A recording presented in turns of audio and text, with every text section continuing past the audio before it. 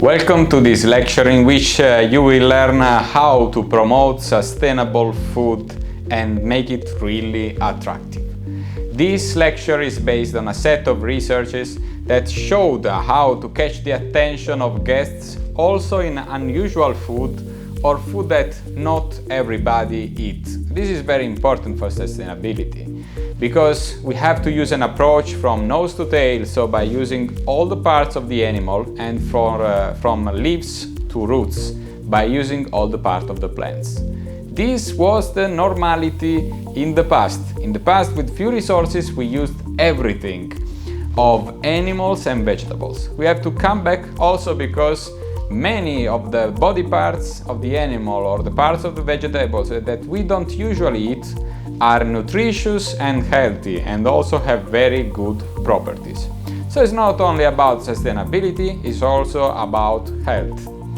One of the challenges is to make it unusual food to customers, and if you prepare it very well, why not to give a very good experience.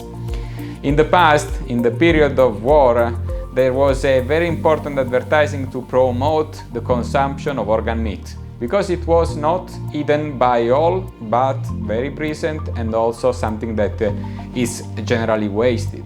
A recent research showed that nearly 50% of the animals slaughtered are directly finished to waste because people only eat some parts of the body, eat only the best cuts and only some parts of the body. Whereas some organ meat can be even healthier and have very good properties. And also can be a culinary experience because in many traditions and in many luxury restaurants this kind of meat is valorized very well. So how to do it? We can do it with several strategies of selling which are summarized in research created by Kai and colleague. If we're curious about the US advertising of the journal Life of 1942, actually the strategies was the following.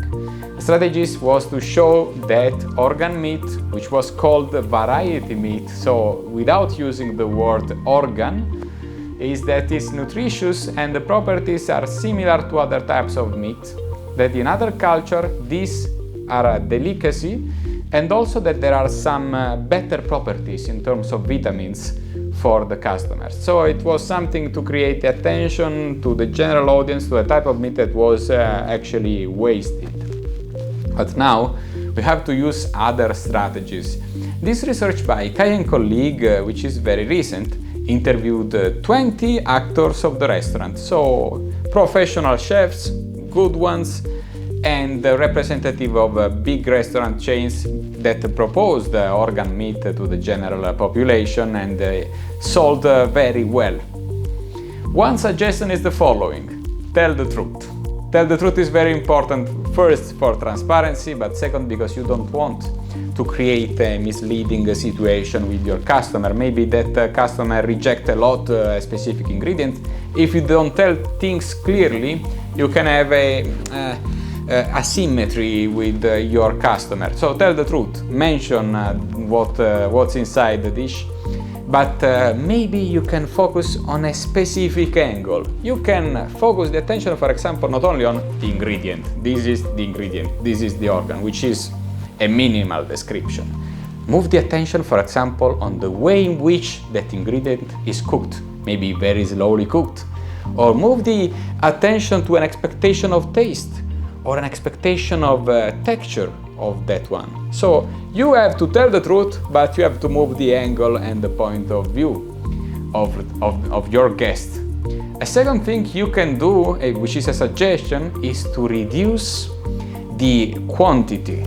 So if you do something like in small little bites, you can catch the attention more, and you can also encourage people that usually do not eat that kind of organ by telling the quantity is little, try it. This is very important also when you make reference to your specific rural areas, because for example you can move the attention to the story of that specific ingredient, which is not usual maybe in your audience may be international and do not know.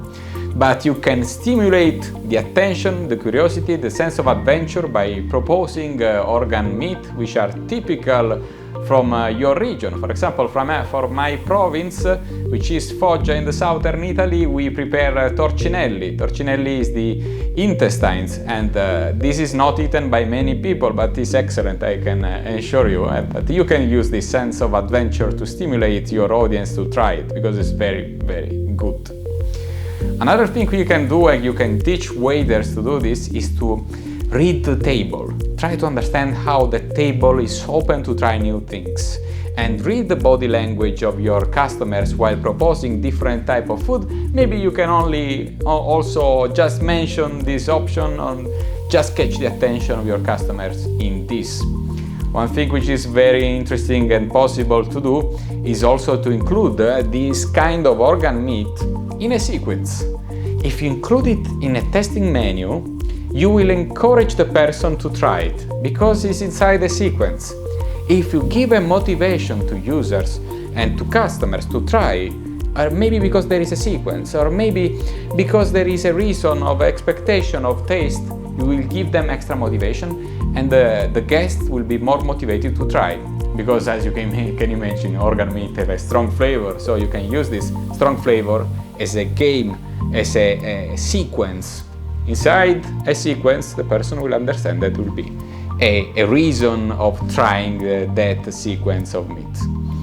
Another thing you can do is to familiarize or use familiarization strategies. For example, you may have ravioli in your restaurant, ravioli filled pasta. And these ravioli are the strength of your menu, because maybe your regionals are very used, or because you are specialized in this. You can do, for example, 3 traditionals, 3 classics, vegetable, chicken, meat, whatever, the classics of your region, and maybe you can do a 4th with organ meat. What happens? The person will have a familiarization because you actually used ravioli, which are very popular, but you created variation. So the more you use these little bites, little options, familiarization options, the more that person will tell, okay, let's try. It's a ravioli with something else, but it's ravioli. So the more you use words that the person already know, the more it will be familiarized, and the more that person will try.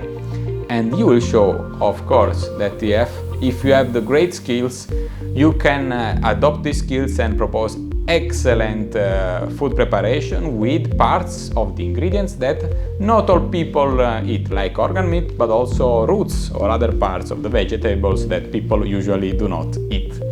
So try this in your restaurant.